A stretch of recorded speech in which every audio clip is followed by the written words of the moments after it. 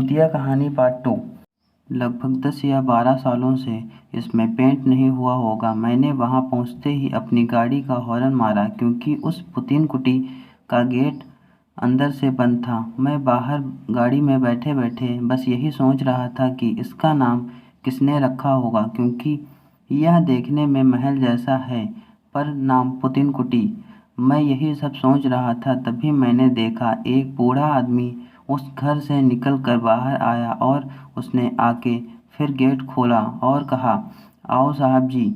उसके बाद मैं अपनी गाड़ी गेट के अंदर ले आया। फिर मैंने गाड़ी वहीं खड़ी करी और जैसे ही अब मैं अपना बैग लेकर उठा अंदर जाने को हुआ, तभी पीछे से चौकीदार ने कहा, रुकिए साहब जी, मैं आपका कमरा दिखा देता हूँ। फिर उसके बाद वो बुढ़ा चौकीदार मेरे आगे आगे चलने लगा और मैं उसके पीछे पीछे। पर जैसे ही मैंने उस घर को अंदर से देखा तो मेरी आंखें फटी की फटी रह गई, क्योंकि वो घर नहीं बल्कि एक महल था। उसके बाद वो चौकीदार मुझे अपने कमरे तक ले गया और वो जैसे ही वापस जाने लगा तो मैंने उससे कहा, अरे काका, यहाँ कोई आस-पास ढाबा वाबा है?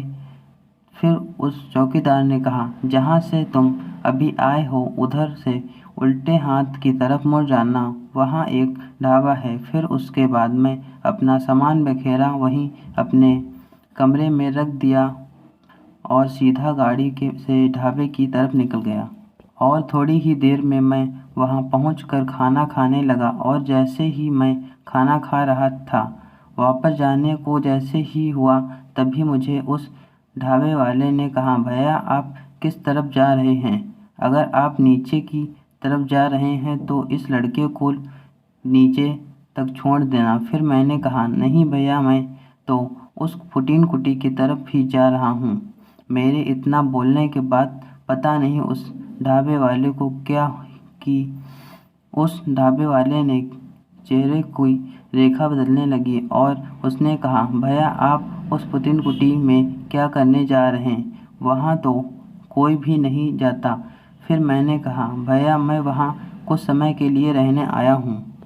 फिर उस ढाबे वाले ने कहा, भैया आपको नहीं पता क्या उस पुतीन कुटी के बारे में?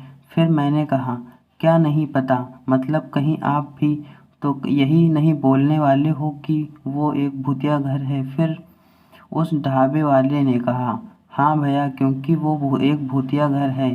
पर मैं आपको एक बात और बताऊंगा कि आप पुतीन कुटी की जगह दूसरे घर में रह लें तो ही सही होगा।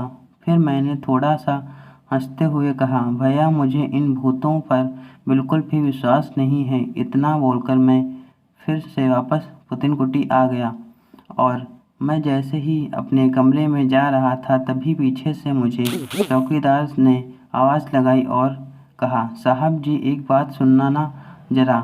चौकीदार आवाज़ सुनकर मैं पीछे मुड़ा और कहा, बोलो काका, बोलिए।